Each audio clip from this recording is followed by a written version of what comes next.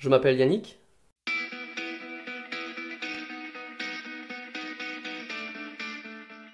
Je dirais que je suis quelqu'un de dynamique, généreux, ambitieux. J'aime aider les gens. J'aime énormément aider les gens. J'aime leur apporter mes connaissances. J'aime aussi en recevoir. Donc forcément, l'échange, le partage, ça fait partie aussi de moi. J'aime la nature. J'aime beaucoup la nature. Et j'aime beaucoup la vie. On va dire que je suis très têtu. Très très têtu. J'ai une idée en tête, je ne l'ai pas ailleurs. Et puis parfois ça crée des conflits avec les gens avec qui je discute. Euh, j'ai quand même une petite faculté de me remettre en question rapidement, une fois que j'ai vu que j'avais tort.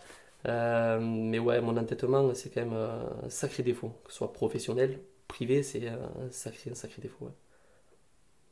Ma résilience, ma résilience, je me suis souvent battu dans la vie et je me bats encore au quotidien.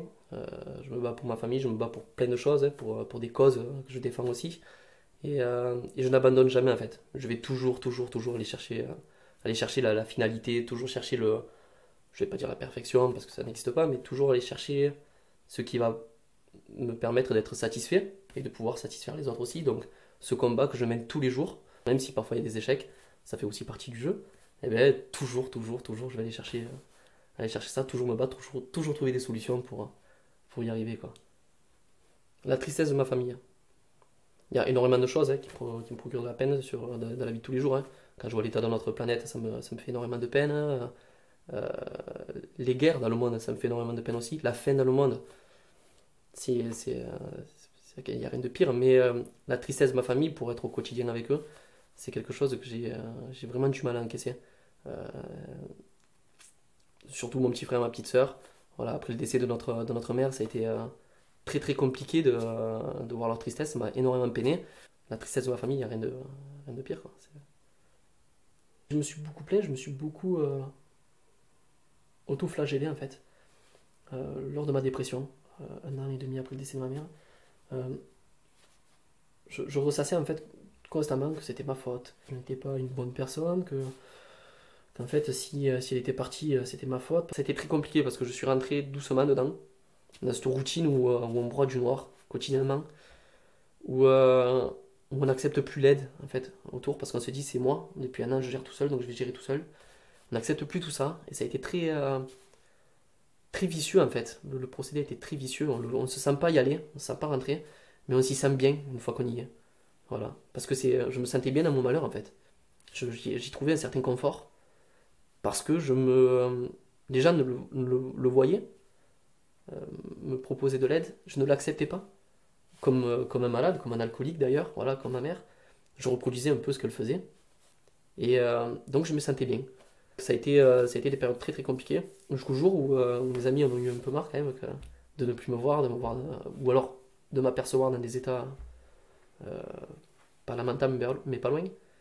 Euh, Ils ont enclenché un petit procédé, voilà, me mener voir un match de foot à Marseille, ce qui a permis aussi, ça a été un peu un élément déclencheur. Voilà, accompagner un ami sur un triathlon, ça a été un élément déclencheur.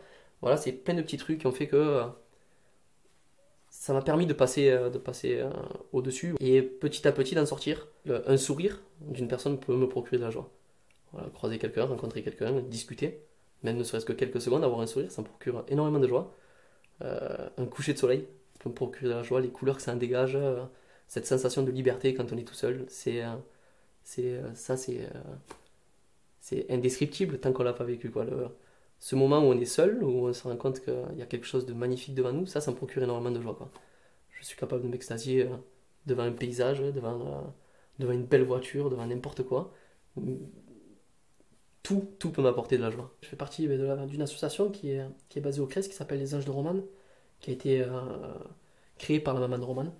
Euh, Romane, elle va faire 20 ans, et elle est atteinte du syndrome de Dravet, qui est une forme d'épilepsie très sévère chez l'enfant. Et, plus ça avance, et plus ça dégénère. Romane, voilà, elle va pas vivre vieille, donc sa maman elle a créé l'association pour lui apporter le maximum de sourire, de joie qu'elle va pouvoir avoir jusqu'à la fin de ses jours. Donc voilà, on a fait une récolte de dons pour le financement d'une joëlette personnelle, pour qu'on puisse la faire sortir régulièrement, pour qu'elle puisse, elle, faire du sport, parce que c'est ce qu'elle aime.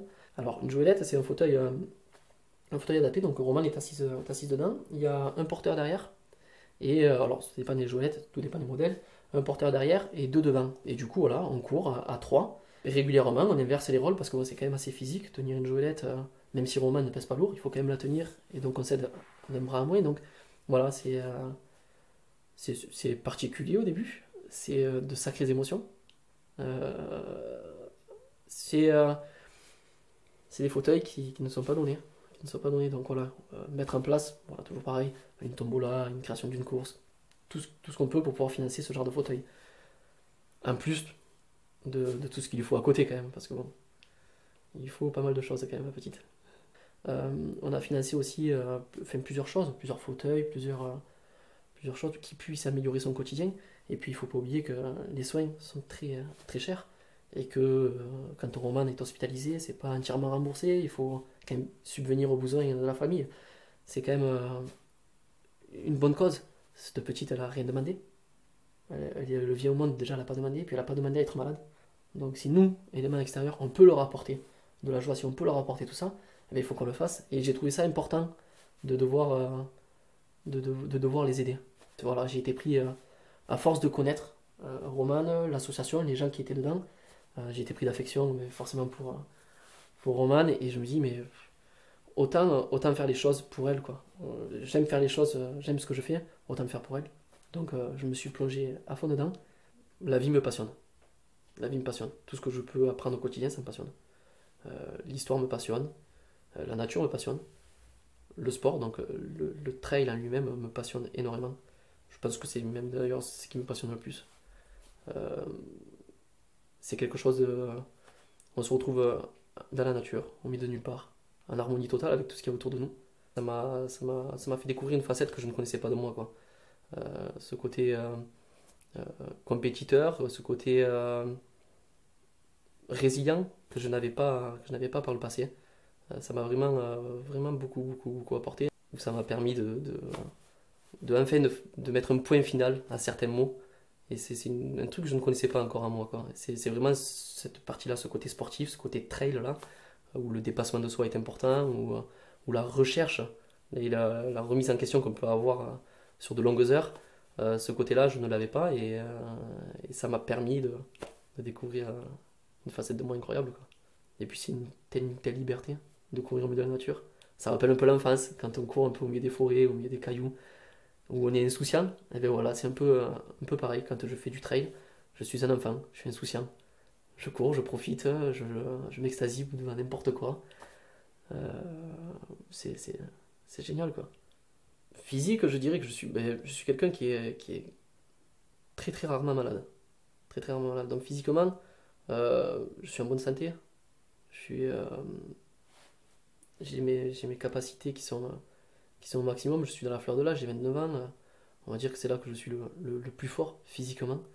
Psychologique, c'est ma détermination. C'est ça. Ça, c'est mon atout psychologique. C'est ce qui va me permettre d'avancer tout le reste de ma vie maintenant et qui va me permettre de surmonter plein d'épreuves encore. Je pense qu'il faut aussi faire les choses à l'instinct. Euh, Laisser faire sa première intuition, je pense que c'est plutôt important. J'écoute pas trop la voix de la raison parce que des fois elle dit des choses et je préfère aller voir autre chose euh, parce que je sais que ça va m'apprendre. La vie, c'est ça, c'est avancer. C'est tous les jours avancer, tous les jours apprendre. Et pour apprendre, eh ben, il faut faire des erreurs. Peu importe ce qu'on fait, il faut faire des erreurs. Si on fait pas d'erreurs, c'est bien, mais on n'apprend pas. On se développe pas, on grandit pas. Euh, c'est mon point de vue. Tout est discutable et heureusement. Mais voilà, pour moi, c'est on avance. Ma famille. Ma famille, c'est ce qui a le plus de valeur à mes yeux. Ma famille, mes amis, qui sont très importants aussi. Mais ma famille, c'est y a rien de plus important. Je pourrais, euh, je pourrais faire n'importe quoi pour ma famille. J'en serais capable. Je serais capable. Je me dois de rester fidèle à mes convictions. Euh,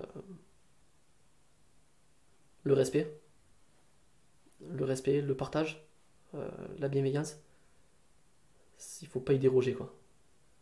Jamais. C'est C'est 3 règles d'or, quoi, je veux dire. C'est mes 3 règles d'or.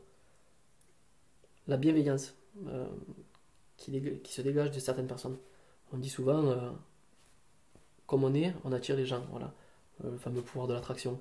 Euh, je rencontre de plus en plus de gens bienveillants, de plus en plus de gens très à l'écoute, serviables. Et ce côté-là, c'est ce que j'apprécie chez l'être humain. Le côté bienveillant. Je suis indulgent. Je suis indulgent avec les gens. Euh, on a le droit de tous faire des erreurs, de tous agir différemment. De toute façon, c'est normal et heureusement qu'on agit tous différemment. Donc, on peut dire des choses qui ne sont pas belles. On peut agir mal. On peut faire des choses mauvaises. Euh, je me dis qu'il y a toujours une raison. Pourquoi la personne a agi, pourquoi elle a fait du mal à telle personne, pourquoi elle a dit des choses blessantes. Il y a toujours une raison. Donc, tant que je ne sais pas la raison, je ne vais pas juger la personne. Donc, je vais être indulgent, je vais essayer de discuter avec elle. Et d'aller voir le mal profond, pourquoi en fait au final t'as fait ça. Creuser, aller savoir pourquoi, ben, c'est bon pour soi. Et c'est aussi bon pour elle, dans la discussion, peut-être lui donner une clé pour qu'elle puisse elle-même changer. Ouais, ça c'est. Si on agissait tous comme ça, ouais, ce serait plutôt pas mal. Ce serait plutôt pas mal.